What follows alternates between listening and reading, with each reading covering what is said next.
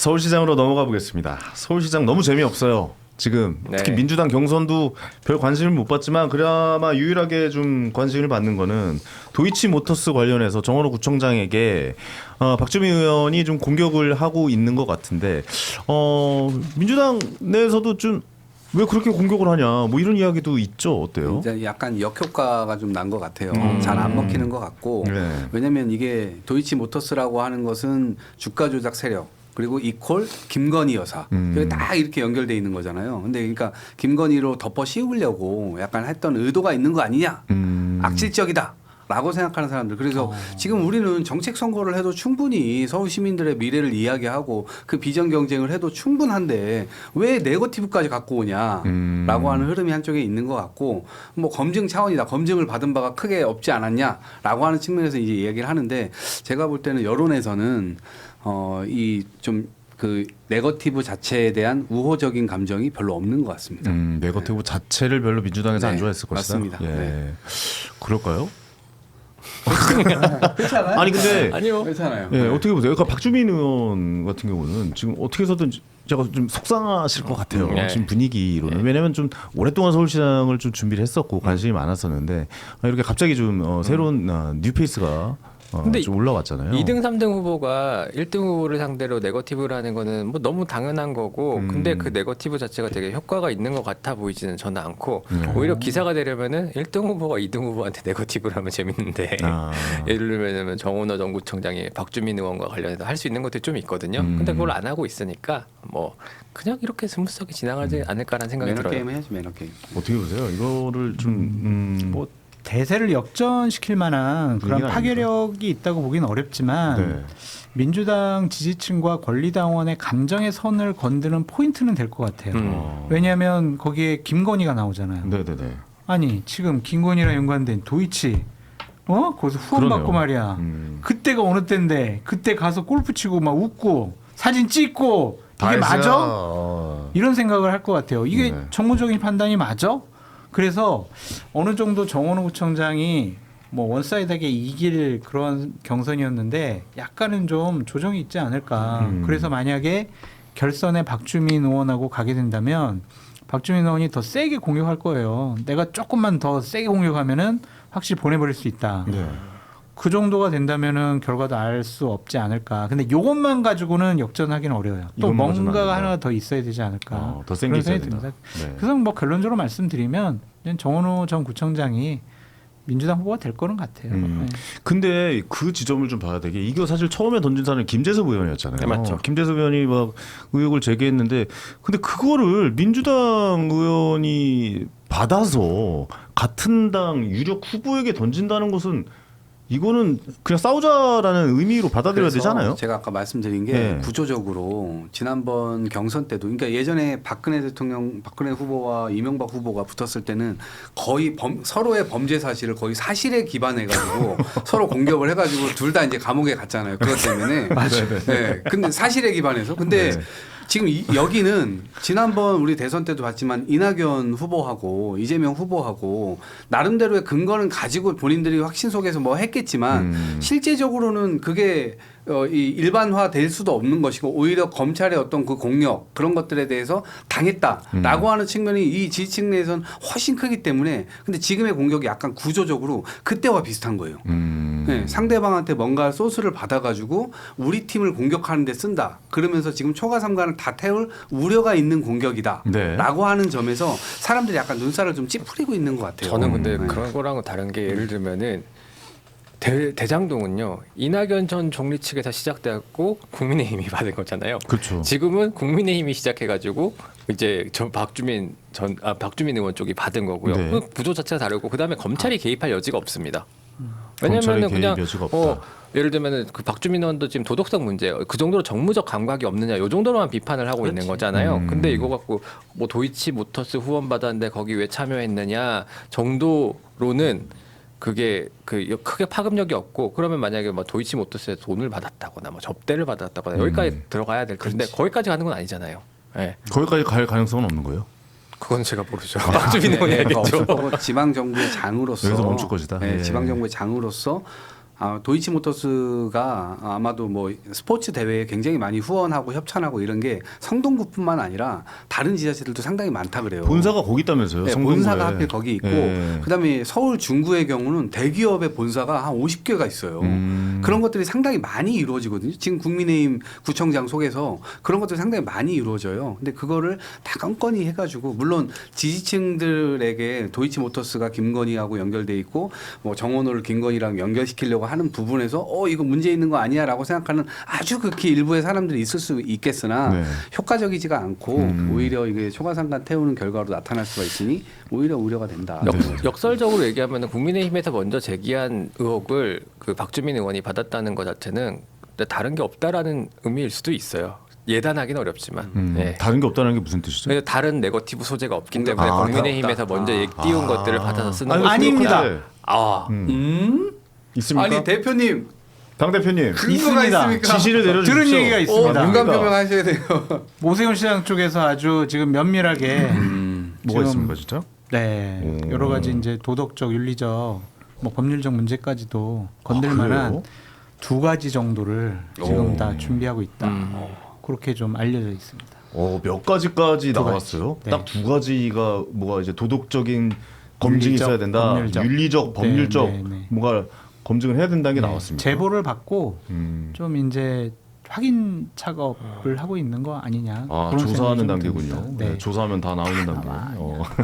조사하면 안 나올 수도 있어. 이게 그러니까 전주에서 안 나왔어. 그건 경찰이 안 움직이는 거고 봐주게 하는 거라고 보여지고 이게 이제 어떠한 정확한 증거 제보니까요. 증거까지도 맞아요. 이제 어느 확실하게 정도 체크해야 했을 돼요. 거예요. 네. 그래요. 체크를 그렇게 해야만. 되면은 좀 당황할 수가 있지. 그러니까 네. 처음 정치를 시작하고 중앙 무대에 등장하는 분들의 한계예요. 검증. 신인들 이 허들을 넘어야죠. 이런 일들이 있죠. 이런 좀 약간 벽 같은 일들이 있죠. 계속 좀 부딪히고 넘어가야지 이게 또 당선으로서 가능성이 그 허들의 높이를 넘어갈 정도인지 아니면 장대를 이용해서 넘어가야 될 건지 그거는 이제 우리가 사는 봐야 되겠지만 대처하는 것을 보면은 그렇게 썩 그 정말 나이스하게 전문적으로 이렇게 대응하는 것 같진 않아요. 그래요. 조금 당황스러워하는 것 같기도 해요. 네. 그렇죠. 이런 걸 또 이제 중앙 무대로 나와서 처음 겪어보는 거 그렇죠. 아니겠습니까? 네. 예. 구청장 선거랑은 또 다를 거 아니에요. 비교가 안 되죠. 이건 거의 대선급이라고 보셔야 될 거예요.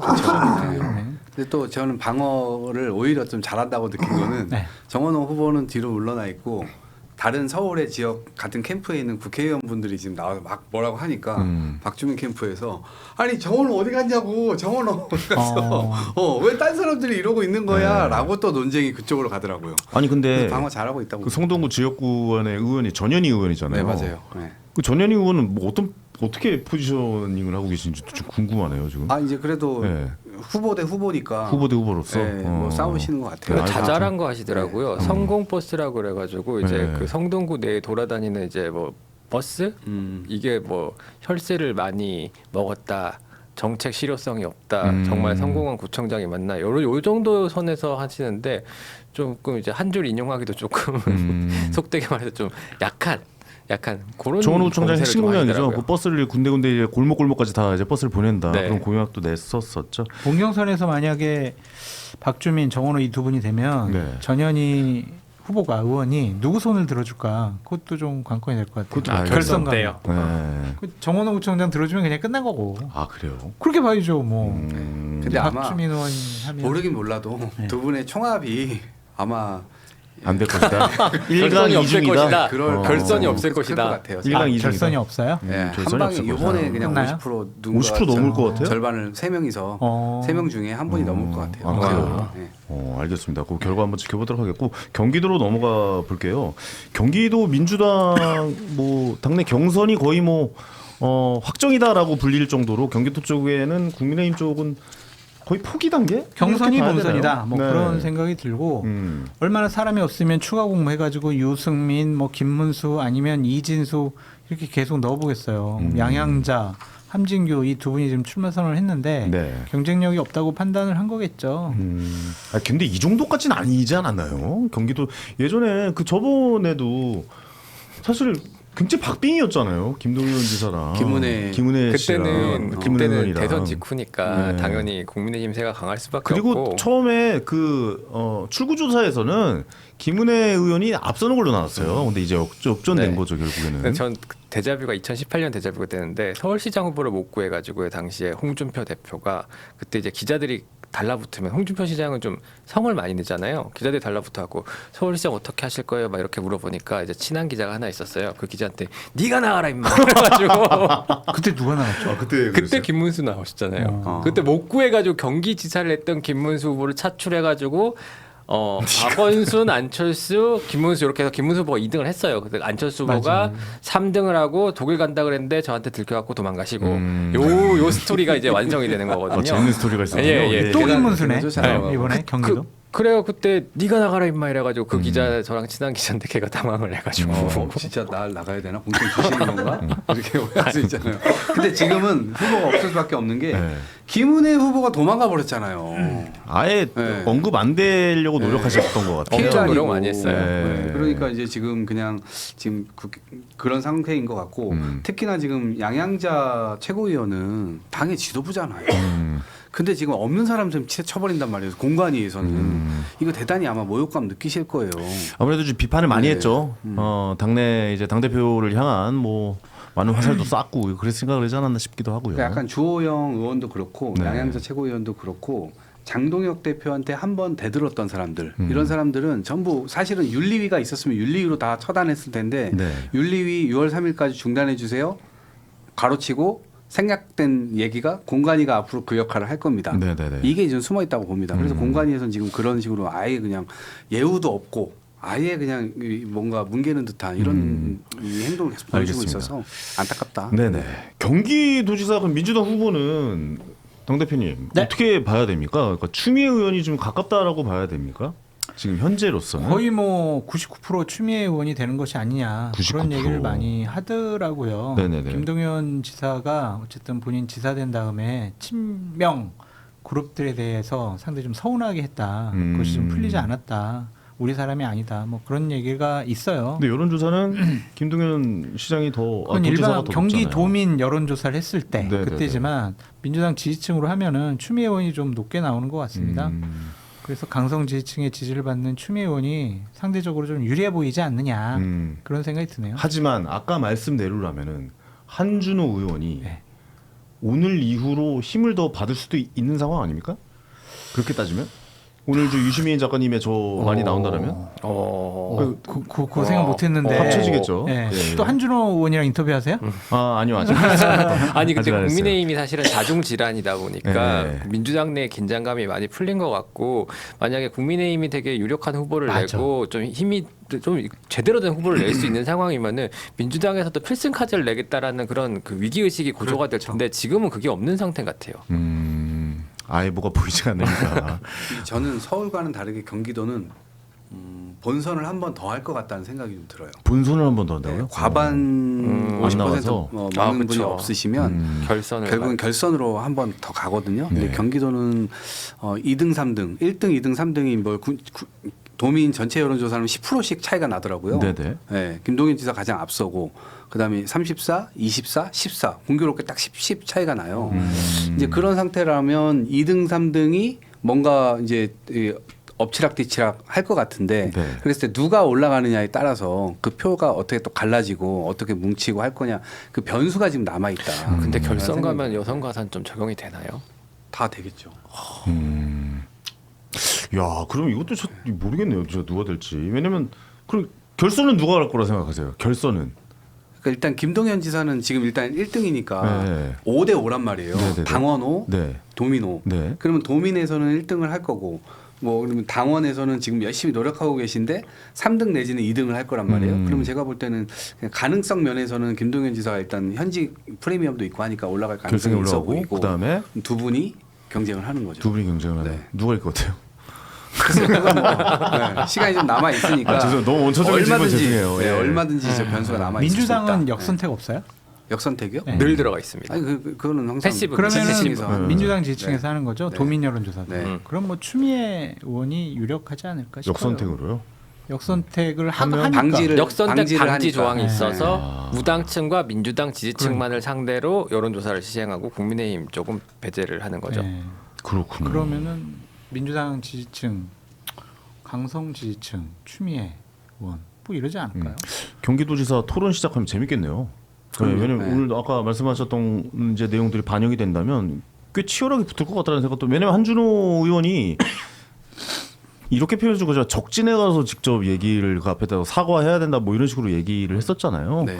그 방송에 나가가지고. 네, 그렇다 보니까 지금 뭐 이현주 의원이라든가 뭐 한준호 의원인가 어떻게 보면 그 말에 의하면 B쪽 그룹에 있는 분들이 굉장히 좀 세게 부딪힐 가능성이 있다라고 좀 생각이 되어지거든요. 이거 좀 더 체크 포인트로 좀 지켜봐야겠네요. 그렇죠. 경선하는 동안은 굉장히 세게 할 겁니다. 네, 알겠습니다. 경기도지사 이야기까지 했고 대충 저희가 한번 중요한 그 이번 지방선거의 내용들 쫙 한번 살펴보고 있거든요. 마지막으로 요분 이야기 마지막으로 좀 한번 해볼까 합니다. 조국 대표죠. 조국 혁신당 대표 이번 선거 입증해야 되잖아요. 그 대권 후보로서의 모습을 어떻게 갈 것이라고 보니까 부산 나오시는 겁니까? 아니면 군산? 군산 쪽으로 나오시는 거예요. 일단은 구미가 아니군요. 유시민 전 장관이 네. 조국 공천을 좀 받게 하려고 지금 각종 논란을 불러일으키면서까지도 본인은 희생하는 모습을 좀 보이려고 하는 것이 아니냐 네. 그런 생각이 들고 네. 민주당이 단일 후보로 공천을 과연 줄까 그런 생각이 있어요. 후보를 안 내는 거죠 민주당이. 근데 그럴 가능성이 그럴 없죠. 가능성이 있을까? 단일 후보로 할 가능성이 군산 있을까? 쪽에. 안 하겠다고 이미 얘기를 한 상태죠. 그렇기 때문에 당연히 후보 내고 붙는 민주당 거고. 후보랑 같이 경쟁을 해야 되는 거잖아요. 네. 어디 나가든 쉬워 보이지 않는다. 좀 그런 생각이 드네요. 저는 그런 생각이 좀 듭니다. 어떤? 조국 대표님이 A이실 거 아니에요. 그렇죠. 네, 같이. 그렇다면 이제 노무현 전 대통령을 계승하시니 이제 지방에 부산마다 맞지 않을까요? 근데 아니 네. 그쵸 이제 뭐 저희 그 해묵은 지역 감정들 해소를 위해서 이제 부산 쪽으로 가치를 위해서 부산으로 출마하시는 게 옳은 방향. 아니 그럼 말씀대로라면은 민주당 후보, 국힘 후보가 있을 수 있고 한동훈 전 대표랑 조국 대표랑 사자구도가 형성될 수도 있는 가능성이 있다? 그러면 보십니까? 기자들이 제일 좋아하는 그림인데 최고죠. 그러면 그럴 수는 없을 것 같아요. 그런 일은 일어나지 않을 것 같아요. 예. 제가 봐도 이건 약간 꿈이죠. 꿈 같은 근데 이야기였군요. 조국 혁신당 대표의 입장에서는 군산밖에 없어요. 네. 그렇죠. 왜냐면 민주당하고 그냥 붙어서 어부지리를 허용하지 않을 정도의 선에서 이게 약간 사람들이 뭐 군산 쉬운 지역구다 이러면서 이제 약간의 뭐 이렇게 비하나 조롱을 하잖아요. 네. 그래도 일단 살아 돌아오는 게 현실적이라는 판단을 할 거예요. 다른 데 가가지고 자기가 떨어질 가능성이 훨씬 더 크거나 혹은 어부지리를 허용할 만한 그래서 엄청난 비판이 자기에게 쏟아질 그런 건 다 피할 거예요. 모험을 할 필요가 없다. 네, 그래서 민주당하고 적자 경쟁을 한다. 안 그래도 지금 뭐 ABC 이론이나 뭐나 다 그게 그러면 그 기적 B잖아요, 속에서 B. 이루어지는 거니까. 네. 네, 그렇죠. 그렇게 하시면 B잖아요. 그래서 이쪽에서 볼 땐 네가 B고 내가 A고 이쪽에서 볼 땐 내가 A고 너가 B고 서로 이거 사실 진흙 던지기거든요. 네. A랑 B랑 어떻게 갈립니까? 네. 대부분 다 실용적으로 하는 거지. 네. 근데 오늘 그렇게 했대잖아요. 그래서 저는 군산으로 갈 대표님이. 거다. 조국 전 대표가 명분 있는 선택을 하지 않을 것 같아요. 실리적인 선택을 할 것 같습니다. 그럼 그리고 대선 후보로서 입지 좀 약해지는 거 아닙니까? 근데 스토리가 있어야 돼요. 네. 예를 들면 고 노무현 대통령 같은 경우에는 지속적으로 본인이 이제 엄청났죠, 이전에 막 노무현 대통령. 출마할 때 네. 종로에도 나가고 뭐 어디 불리한 데 나가면서 스토리를 쭉 만들어 왔거든요. 네네네. 손해 나는 정치를 했어요. 그렇죠. 지역 감정 타파를 위해서 본인의 정치 생명을 걸었던 분이란 말이에요. 그래서 심지어 바보라는 별명이 붙었잖아요. 그렇죠. 바보 노무현 이렇게 불렸잖아요. 그런데 조국 대표가 지금 그러한 정치적인 행보나 삶을 살아왔느냐 그건 아니잖아요. 네. 그런 분이 갑자기 나는 지역주의 타파를 위해서 나는 내가 불리한 지역에 나갈게 이렇게 결심 안 할 거고 나는 무조건 배지 달아야 돼. 나는 진짜 이제 장성철 저 인간이 또 배지 안 달면 사람 취급 안 할 테니까 배지 달아야 돼. 그렇게 결심할 가능성이 높아요. 그러면은 이동학 최고위원님 말씀처럼 군산이 될 가능성이 높죠. 아니 근데 A의 가치를 이야기할 때 A는 이런 근데 희생과 그거로만 볼 수는 없어요. 왜냐하면 지역주의 구도 타파. 저희 민주 나 진영에 근데 이해가 안 가는 거예요. 이 저도 내용들이. 이해가 안 돼요. 아니 왜 네. 그러냐면 이거 다른 것도 보셔야 돼요. 그러니까 민주 진영의 대전략이 있을 거 아니에요. 네, 그 네. 대전략 속에서 틀어지면 안 돼요. 틀어지면 안 돼. 근데 본인의 어떤 존재로 인해서 그걸 틀어지게 만들면 안 돼요. 부산, 울산, 경남의 선거 전략이 세워지고 네. 그것은 예를 들면 부울경에 이 도시를 연합한다. 라고 하는 거, 그다음에 부산에 뭐 해사법원부터 해가지고 온통 미래비전으로 다 깔아놨는데, 네. 예, 그것에 대한 이슈를 또 다른 쪽으로 틀어서 과거의 이슈를 또 헤집어내서 상대방에게 빌미를 주게 되면 결과적으로 본인이 무슨 지역 뭐 타파를 하겠다라고 하면서 간다 하더라도 네. 그 이슈는 지금 이슈가 될 수가 없는 거예요. 아, 그렇군요. 오히려 민주당이 쳐놓은 그런 이슈를 방해하는 요소로 이게 움직일 것이기 때문에 네. 그 정도의 이제 눈치는 근데- 보고 움직이시지 않을까 싶어요. 아니 그렇다고 해서 민주당이 군산에 무궁천할 거 아니잖아요. 민주당하고 배려를 안- 싸워야지. 네, 싸워야 돼. 싸워야 되는 거예요. 싸워서 이겨서 올라오면 민주당이 어쨌든 군산에서 심판 받은 거잖아요. 그렇죠. 그러면 서사가 하나 만들어지는 거죠. 그럼 민주당에도 네. 굉장히 좀 타격이죠. 조국 대표와 네. 더불어서 네. 견줄 수 있는 후보 냅니까? 당연하죠. 여기서 지면은 정청래 대표 또 타격일 거 아니에요. 정청래 대표가 이거 이해가 안 돼. 타격이죠. 왜냐 우리 당 후보가 졌어. 그러면 타격이죠. 아 근데 조국 대표랑 또 정청래 대표는 또 가까운 사이라고 그러니까요. 같은 A 그룹이라고 봐야 그렇죠, 되는 A 그룹. 거잖아요. 그렇습니다. 예. 에이, 경쟁자예요. 네. 2030년 대권 경쟁자인데 살아 안 되게 바라겠죠. 돌아오면 그런가요? 복잡하네요. 네. 복잡하면서도 재미있는 게 또 정치이지 않나라는 생각입니다. 오늘 6.3 지방선거 전체적으로 한번 강한 이슈에 대해서 관심 있는 분야에 대해서 한번 쫙 이야기해보는 시간을 가져봤습니다. 그리고 오늘 제가 닭간다 여의도 너무 TV 마지막 시간입니다. 그래서 그동안 너무 이제 시청자 여러분들에게 관심과 사랑을 보내주셔서 감사하다는 말씀도 전해드리고 더 좋은 곳에서 더 좋은 곳이라고 표현하면 안 되겠네요. 아이고 말 실수를 여기보다 좋은 데가 있단 말이야. 다른 곳에서 또 인사. 배신감. 그게 아니라 이거 참 여러분들 그게 아니라 더 좋은 곳에서 만나 뵙겠습니다. 뭐 이런 인사를 하도 많이 하다 보니까 이렇게 좀 말 실수가 나왔습니다. 이진숙도 이런 실수를 했을 거예요. 그러니까 이거 대구 아니어도 실수고. 갑니다. 네네. 다른 곳에서 또 본심이 인사도 나왔습니다. 드릴 생각이고 너무 좀 좋은 감정과 또 제 자리는 항상 여기 있다라고 생각합니다. 언제든지 또 복귀할 거고 시간이 허락한다면 제가 나올 테니까 조금만 좀 기다려 주시기 감사하겠고 다시 한번 진심을 담아서 우리 시청자 여러분들, 구독자 여러분들 진심으로 감사하다는 말씀 전해드리겠습니다. 저는 인사드리도록 하겠습니다. 고생 많으셨습니다. 아유, 고생하셨습니다. 감사합니다. 네, 감사합니다.